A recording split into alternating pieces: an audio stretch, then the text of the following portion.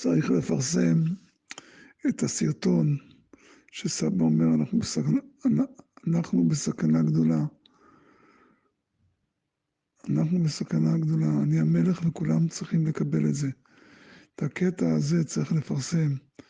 זה ימתיק את הסכנה הגדולה עלינו, על כולנו. כל הסיבה שאנחנו מפרסמים, שאנחנו לא מפרסמים שסבא המלך, כמו שהוא אומר את זה בפירוש. עם הסרטון הקיים או איך שאתה רוצה, אבל זה העניין, זה עיקר העניין. חב"ד שקר, הכל נכון, אבל העיקר זה לגלות את המלך. מלך המשיח, זה הסכנה הגדולה.